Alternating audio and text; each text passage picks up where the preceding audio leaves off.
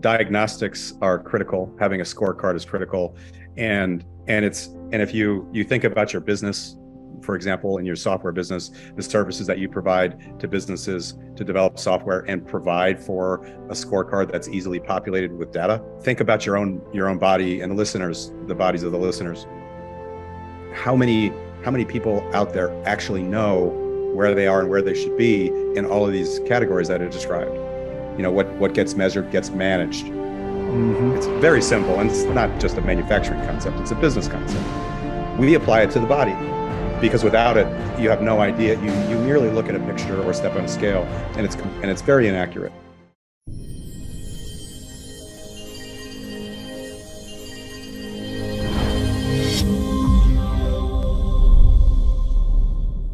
Welcome to the Break Free podcast. Today we have an amazing second episode talking about the Stark team and Todd, their leader. Brother, welcome back to the show. Thank you, brother. It's great to be here with you. I'm excited to tell you all about our organization and what we do. Todd, I was listening to your first episode of the podcast, definitely one of the best we ever done. Can you give me a quick recap on what we talked about last time for the audience? Yeah, we discussed my background, which was in carpet manufacturing.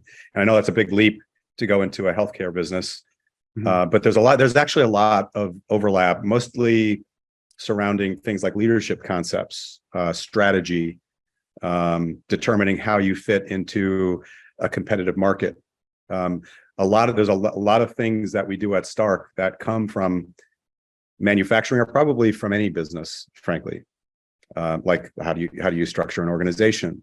How do you strategically apply that structure to the business that you're in? How do you determine what part of the business you should be in?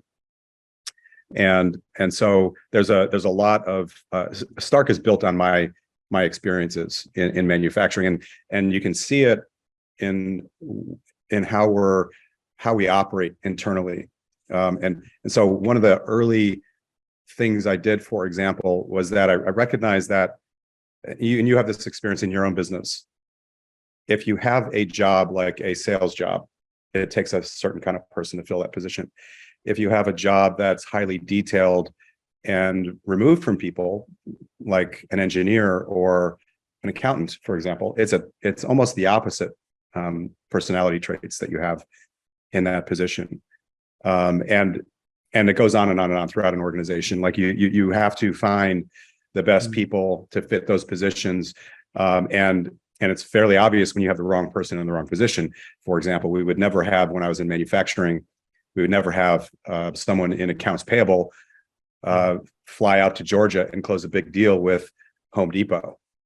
It would be a disaster, right? And we certainly would never have a salesperson properly book transactions in accounts payable. That also would be a total disaster. And what struck me early on in our business, which started as a personal training and nutrition business, was that the personal trainer, either in an independent setting or in a commercial gym, they are operating as entrepreneurs. They are selling. They're doing a fairly technical job. They're assessing things like movement patterns. And that takes an individual that's got several skill sets. In most cases, they don't have anything but the selling skill set, meaning the very best personal trainers around the country in the United States, and I'm sure this is the same in Canada, tend to be the best salespeople. And if they can't be great salespeople, they don't survive. And so there may be, in theory, great personal trainers out there or great strength coaches who can't communicate very well, who can't build relationships very quickly, that are really great at their craft, but because they can't get the client to purchase sessions, they go into teaching or something else, or engineering, or anything different than personal training or strength coaching. And so one of the first things I did at Stark was recognize that. And we began looking for we call them coaches in our environment, who are great technicians, who are not salespeople at all. And who also are not necessarily so technically adept that they can write exceptional programs, And nutrition is an entirely different set of skills. And so I separated all those roles, ensuring that the most sophisticated people in the company early on, and still today actually, were performing. They were doing jobs that were the most complex and the most technically demanding, and those are the jobs of writing nutrition plans and the jobs of writing training programs. And so we have a small team, and that's all that they do. We also have a separate team that does sales, and the coaches themselves really just coach. They get a program given to them. They can make adaptations based on how the client, we call the client students, actually how the student is moving and how they're feeling that particular day, but they're following a plan that's been laid out for them. And they're holding the student accountable to a nutrition plan, but they're not actually creating the nutrition plan themselves. And so, like every other organization across the world, but not in fitness at that point in time, we're very similar. We have specialization, and that's a manufacturing concept. And as a result, we can onboard coaches much more quickly, and we're able to retain a very sophisticated, high-level group of people at the top of the organization that do the most complex work for the student. So that's just a single example of how I've carried the experience that I had in manufacturing into our space. Interestingly, as we developed over time and we became a healthcare organization, the same exact problem, lack of specialization, exists in medicine. And by that, I mean, they don't operate in teams. And in my opinion, the human body is much more complex than a piece of carpet or a Tesla automobile or any other complex consumer product that you might buy. And they're all created in teams. There's a product development team, there's a finance team, there's a sales team, there's a marketing organization, all working together. They're fighting, they're arguing, they think a product should look like X when it should be like Y, that the finance people are arguing that it's not going to be a profitable product. And so eventually through that conflict, all parties learn and the consumer gets a better product as a result. In our space, that conflict doesn't occur at all. It doesn't occur at all, not internally anyway, merely externally. And the closest you can get to that is, let's say you have knee surgery and your general practitioner refers you to an orthopedic surgeon who performs the surgery. And when the surgery is complete, the orthopedic surgeon refers you to a physical therapist, but they never actually speak. They don't work together. They don't collaborate. The physical therapist doesn't say, hey, orthopedic surgeon, I think you should do this slightly differently because every time I get a patient from you, this is the problem I see.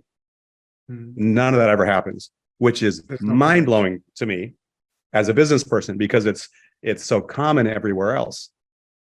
So at Stark, you have that simple things like checks and balances. Someone's supervising the work that a coach is doing. This podcast is brought to you by ISU Corp.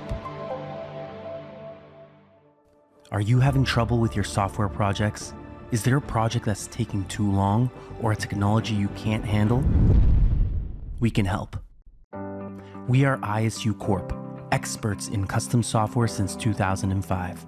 With almost 20 years of experience, we can solve any technical problem from new businesses to satellite software. We've done it all.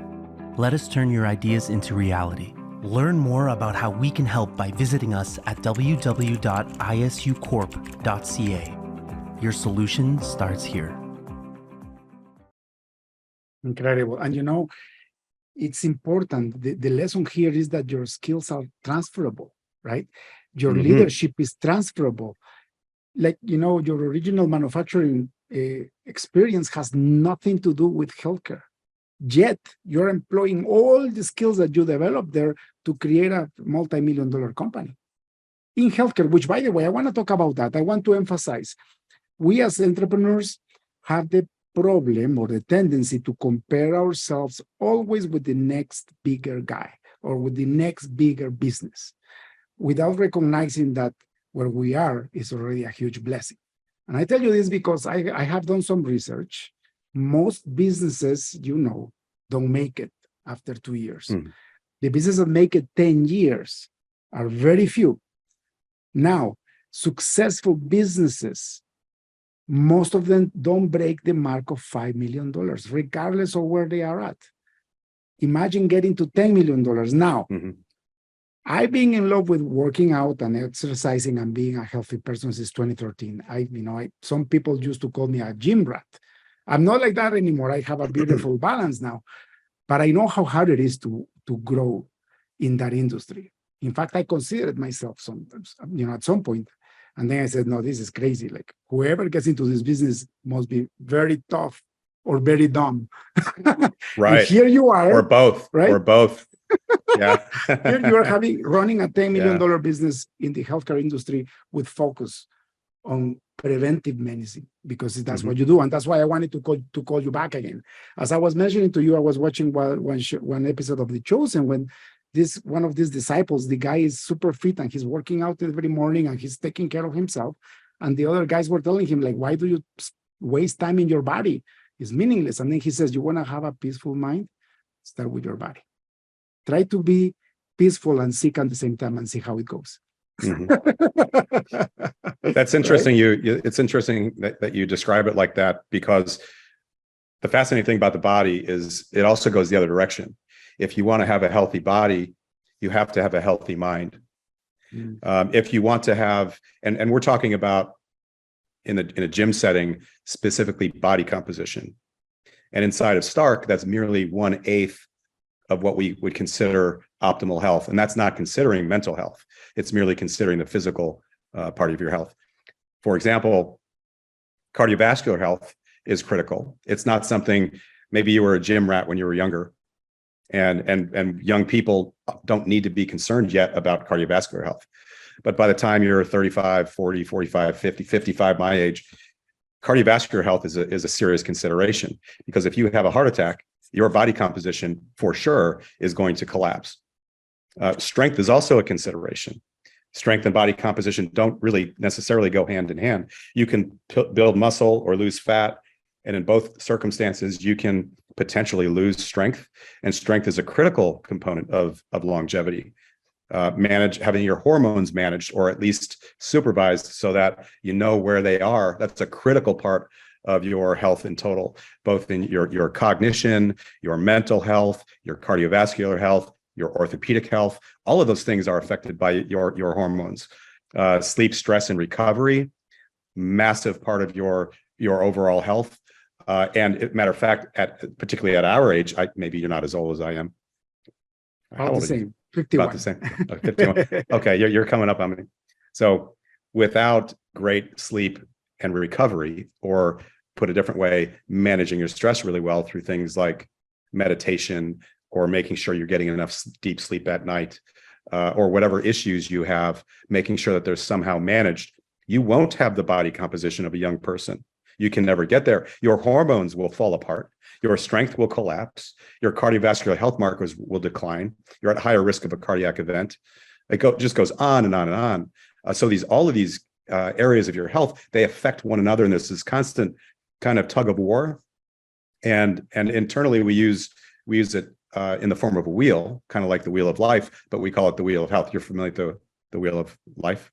Yeah, where all the different categories of a wheel or categories of your health are considered. It's the same thing with your health, but most people don't really think about the repercussions of having diminished, let's say, gut health, for example, which is another part of health that we consider, or unmanaged or undirected or unsophisticated approaches to nutrition would be another great example.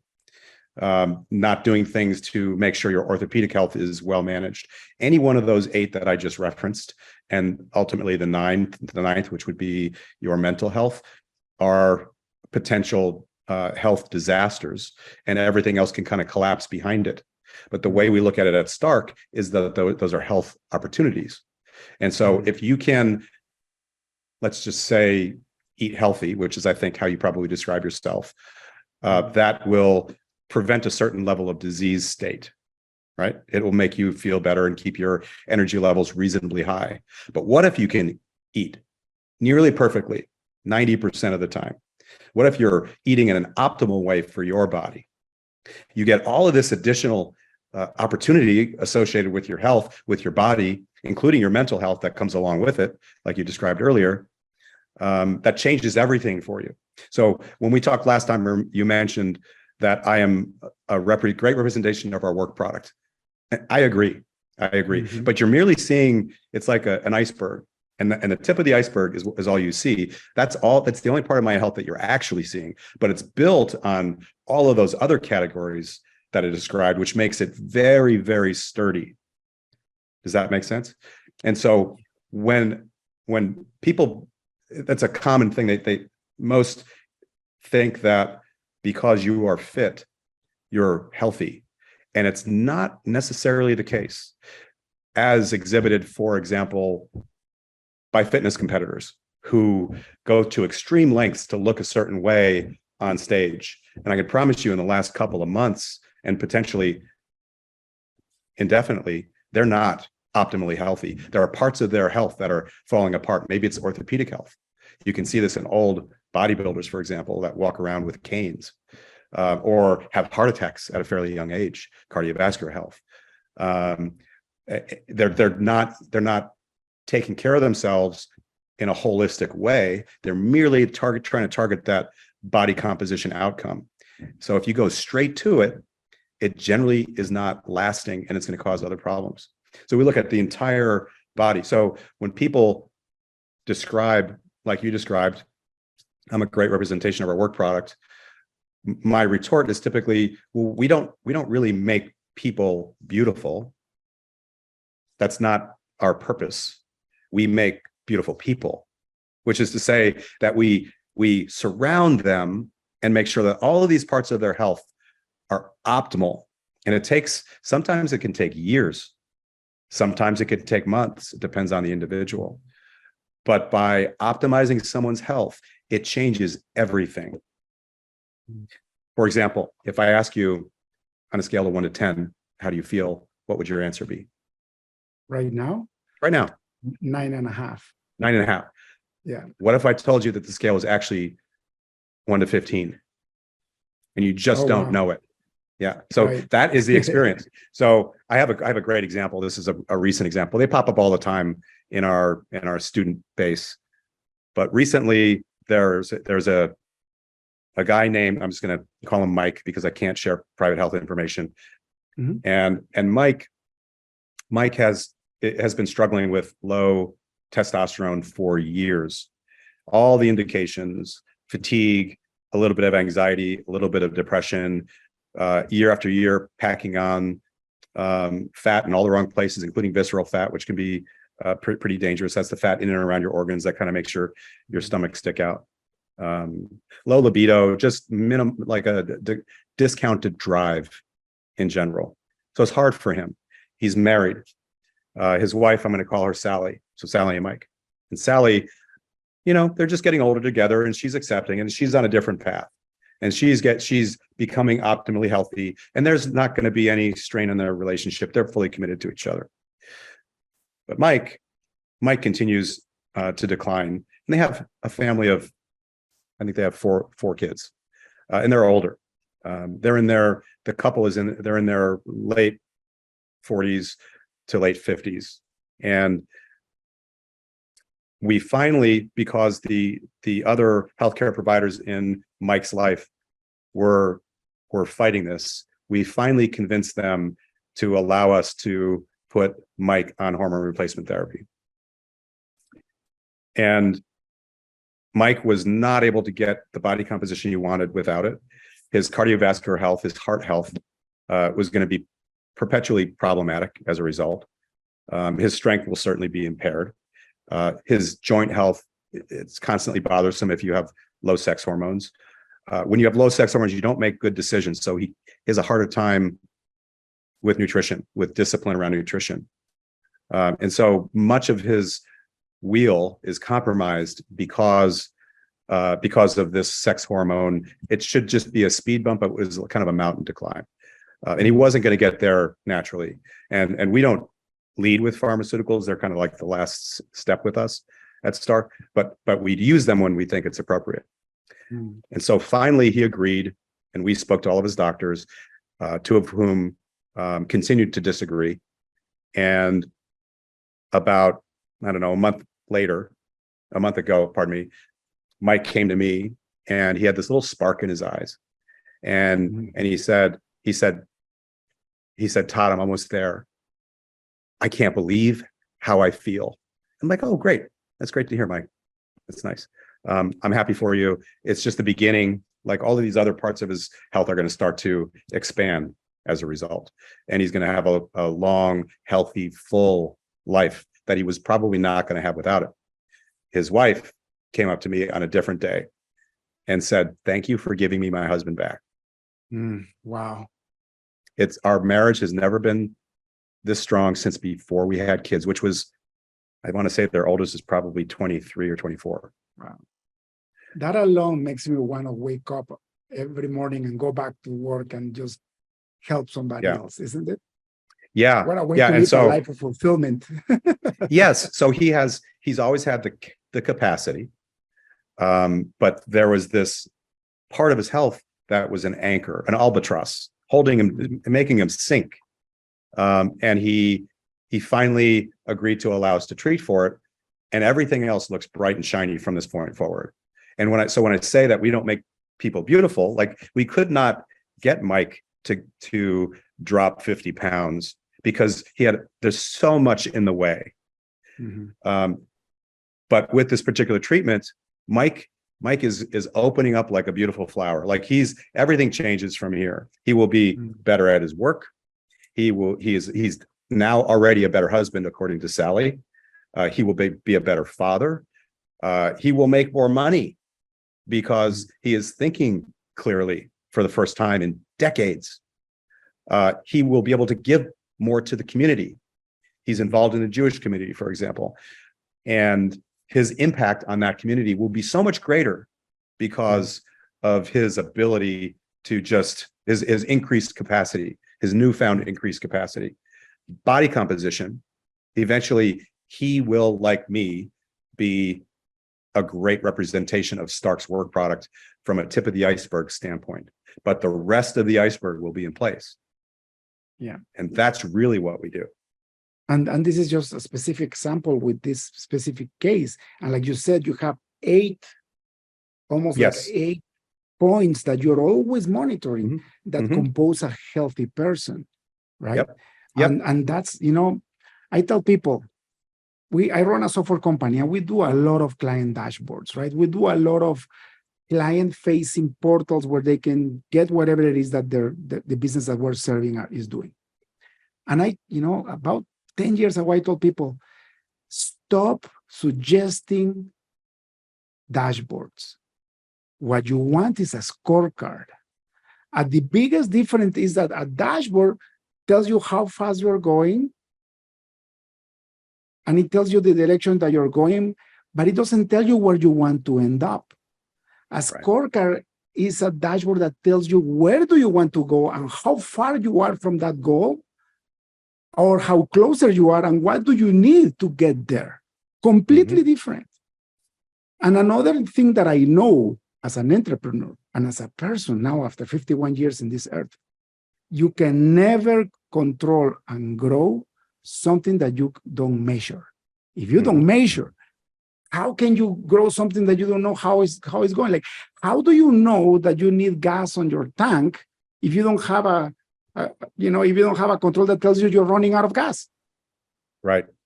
That's an interesting point that you bring up.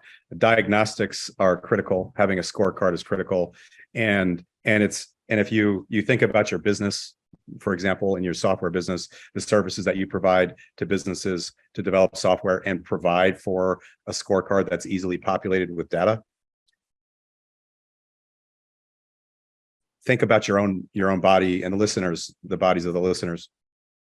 How many people out there actually know where they are and where they should be in all of these categories that are described? I bet you probably a fraction of 1%. Exist. Yes. And so this is another concept I brought from manufacturing. What gets measured gets managed. Mhm. It's very simple, and it's not just a manufacturing concept, it's a business concept. We apply it to the body. That's why we have a DEXA scan that gives in each location that provides for real, as accurate as possible, information about body composition. Because without it, you have no idea. You merely look at a picture or step on a scale, and it's very inaccurate. It's why we use labs. We have full-time phlebotomists in every location because we're constantly running labs. When I say constantly, I mean, like, for most of our students, it's once a quarter, full labs on people. And we can see not just a point in time and where we want them to be, but we can see a trajectory. Like, are they heading on the right path? Imagine going to your doctor once every 5 years for a checkup, and the doctor says, you're looking fine. You're within the normal range. And the normal range, I don't know about you in Canada, but in the United States, the normal range means you're really unhealthy. Yeah. And your doctor, somehow governments cannot even tell us how, what measurements to have, right? It's crazy, right? it's crazy. I don't know that it's their role to do it, but they are doing it, and it's not a good idea to look at the averages, particularly when it comes to your health, and say, well, I'm happy, I am average. I mean, how would you ever say that about any other part of your life whatsoever? Probably not. But people accept that, and then they just go on and they live their lives just like they were before, without making any changes, and just keep checking up. And as they decline, as they get older, eventually they're going to be below the average, below the norms, and then they're going to get treated for it, which is going to be something like replacing a hip or surgery or a cancer or beta blockers, something related to cardiovascular health. It's going to be something along those lines to merely bump them back up to what we would consider to be average. And that shocks me. I've never run a business where I thought average was okay. And certainly at Stark, when we are managing bodies, average is frightening to me. We want everybody to be above average, to be optimal, so that there's the complete absence or the greatest distance between a state of sickness and a state of health that's possible. And we don't even know what's possible, frankly, because not a lot of organizations are exploring what that looks like. But we are, because we want the distance between sickness and health to be as large as possible. And we want the experience of that to be just absolutely astounding. And I think that we are getting closer and closer to that. But I also believe that we have to have mental health optimization as the last component, the ninth part of health, because that is in the way of many of our students from achieving optimal health, or in the way of many of our students making high level nutrition and lifestyle decisions, because things like alcohol, for example, get in the way. So we're as we get closer to the possibility of things like psychedelic assisted therapy being legal in the United States, that will likely become a part of our standard services in the future. And it's probably going to be sometime in 2024. And that will help with removing things like self-limiting beliefs, or the recognition of the fact that you're self-medicating with something like alcohol, or making poor lifestyle choices in general, missing workouts because you're lacking the self-awareness that you need in order to recognize where you're going to end up in a decade. So just continue. You touch a great point. For me, mental health is number one, and is connected to your body, right? Like, your mental health is produced by your brain, but it's also involved with your hormones and your emotions and all that. I'll give you my example. I discovered this interconnectivity after I collapsed. I collapsed trying to become a millionaire in 2011, and I had a heart attack. I thought I was invincible because I was in my late 30s, and I over abused my body with alcohol, with 18 hours of work a day, with excess stress, and then I collapsed. And then my doctor became my psychologist, and she told me, I can give you these pills so you control all your anxiety, so you don't get another heart attack that would probably kill you. But you're very young. What you gotta do is change your lifestyle. So to make the long story short, I took the first vacation in a long time. It was, over a month, and I broke my business apart and reinvented myself. But it didn't work. I mean, it worked for a little bit, but 2 years later, I went back to where I was, almost having a heart attack. And then I said, I'm a man of faith, I'm Christian. So I said, Lord, I don't know what to do. But I remember that I was a disciplined person because I was in the military for 2 years when I was a young kid. So I said, I need to figure this out. And all I know is how to move my body and how to discipline my body. I was 40 pounds overweight. I had a heart attack 2 years before. I joined a gym, and I told my people, listen, I'm going to spend a lot of time in this gym until I figure out how to do this. And I remember 7 days into the workouts, I joined a program with a personal trainer online, very famous trainer, Chris Getting, and I did his 90-day body transformation. But as I was going into like the second week, it was an hour and a half of workout a day. I ended up working out 4 hours a day because the other 3 hours I was walking and running on the treadmill. Why? Because I was realizing that my problem was mainly here in my head. And then this beautiful healing process started to happen. So as I worked out more and as I controlled my nutrition, because the whole part of the whole plan, very strict nutrition, it was horrible, by the way, but very healthy, right? I had to prepare my meals. It was like, and because I'm a disciplined person, I actually was able to follow through even though I was depressed. Like I was at the bottom of the bottom. Like that was my last resource, And I lost the 40 pounds in 3 months, in 90 days. I went from 200 and something to 159. Wow.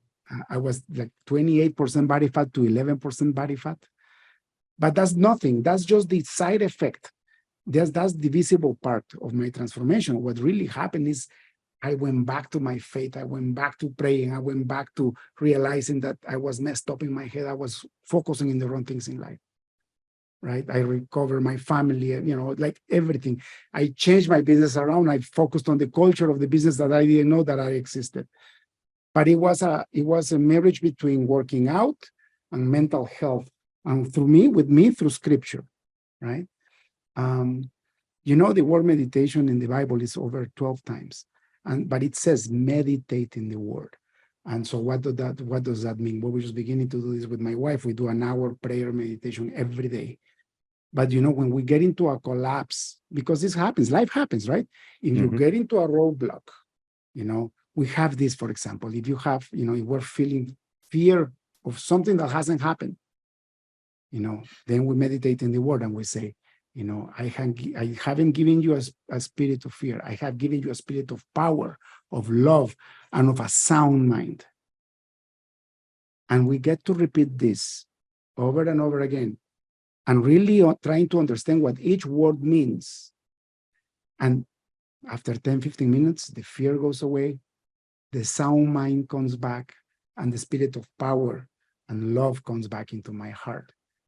And then I go work out if I need to work out. You see? But without that, I wouldn't even have the mental capacity to go and pick up a couple of weights or to go on the treadmill for half an hour. So it's like that, right? That's why I really admire what you do. And regarding the medicines that you're using, they are medicines, and they have to be under control, professional. Like a professional has to give you these types of aids. For example, if you're doing your hormone therapy, you gotta have the best doctors that know what to do. Yeah, you have to. These people, they take it on themselves. Talking about these other drugs that are getting legalized, they are actually drugs and they need to be monitored by a professional. For example, I discovered that I had ADHD, right? And a big part of my whole life problems and successes was because of this condition. Now I have this pill. It's called Concerta. It's being diagnosed by a professional. I went to have 3 opinions, and I got the right doses now. And now I live my life in peace because now the chemicals in my brain are balanced. I'm the same guy, but you actually saw the difference in me this morning. But it's because I am actually doing therapy with the right professional in charge, right? Yeah. So thank you for your work. Really, Yeah, I you're really welcome. do thank you for your work. You're welcome. Tell me, when somebody comes into your one of your centers, what do they look like? Is it actually a gym with clinics, or like, can you explain how your environment is?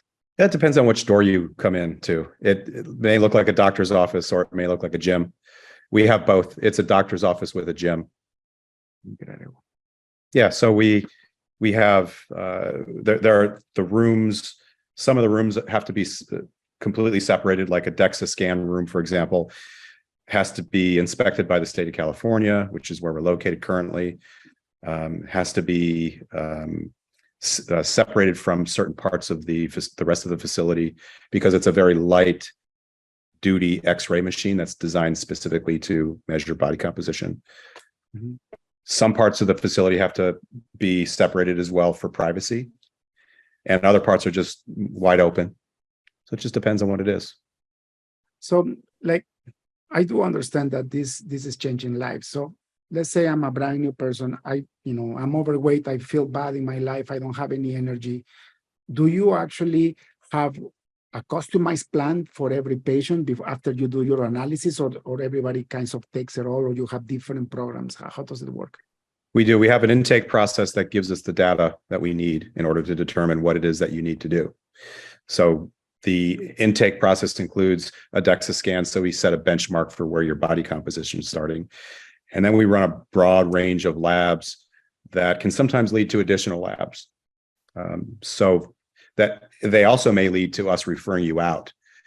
Periodically, for example, we run a broad spectrum of labs, the standard labs, and we see a spike in white blood cell count, for example. And we've never seen that before in that particular student. We refer out to an oncologist and we pick up early prostate cancer. That's happened several times. Or there's a type of melanoma that we recently saw in a student.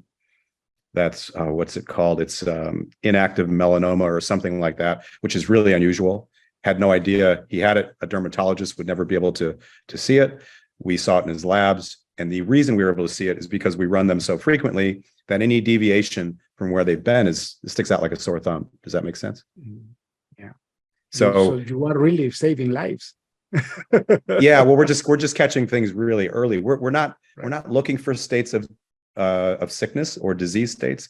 We're looking for areas of opportunity. So the net that we cast over someone's health is very large because we want to impact 50 data points rather than simply looking at like a total cholesterol level, for example. We want to understand, well, what parts of that person's cholesterol need to be improved upon and what parts need to be decreased. And how will we do that? Our primary methods of treatment are exercise and nutrition. That's the type of medicine that we use. But how we use that is where it becomes customized per the individual. So there's a lot of information that's gathered from the DEXA scan, from a broad spectrum of labs, from the orthopedic assessment that we do internally as well, that gives us information about how people move. And we take all of that information and put it into a bucket, and the various individuals that create treatment plans, exercise plans, nutrition plans, grab what they need and ask questions among the rest of the team. And they collaborate like in every other business, except ours, like we discussed, definitely in a manufacturing company. And out comes a plan that's comprehensive, that includes a very specific type of exercise, a very specific type of eating, influence around things like improving deep sleep, maybe adding meditation, potentially adding things like that are more aggressive, like IV therapy or hormone replacement therapy. But those tend to come down the road if the other approaches don't work. Those don't work. Yeah. Sometimes supplements. Yeah, for sure. Like, I have experienced that in my life where actually I started taking clean cholesterol and eating more eggs and just adding all the components that build up testosterone, and it actually works. So I didn't, I haven't had to go the route of like hormone replacement therapy. And I don't think I will, because on top of that, working out, it, produces, human growth hormone, and that also helps with testosterone. So everything is together, isn't it? It's incredible. It is together. Yep. Yeah, you can't separate them. That's why we don't operate in a way that keeps them separated. It's so sad that we take better care of our fancy cars than we take care of our bodies. Absolutely. We get them well maintained, cleaned on a weekly basis, or even more, sometimes on a daily basis. Yeah, we take great care of those cars, but yeah, not our bodies. Not our bodies. Insane. It's insane. So, brother, thank you so much for your time. Again, it's already a pleasure. 47 after the hour. I don't know where time goes with you. One last question before we leave. Yeah. If you had access to a billboard in front of the busiest highway on earth, what would you write in it? You better take care of your body. You can't live somewhere else. You better take care of your body. While you are in this earth, your body is your house. Yep. And the Bible says that is the temple of the Holy Spirit. You're a walking temple. So how come you're not taking care of it? Doesn't make any sense. Doesn't make any sense. Brother, thank you so much once more. Okay, if you David. can tell people where they can find your stores, your gyms online, where can they find you? Starklife.us. Stark, STARK life.us. Fantastic. Well, brother, thank you so Thank much. you, David. This is your house. Whenever you want to come back, I would love to have you back. Have Thank you. a blessed rest of the week. You too. Bye-bye. Cheers. That's all for today's episode of the Break Free Podcast. Head on over to iTunes and subscribe to the show. Starting your own business can be tough, but it doesn't have to be. Visit davidmansilla.com to pick up a copy of the #1 international best-selling book, Breaking Out of Corporate Jail. Expand what you consider to be possible and reach your full potential. And join us on the next episode.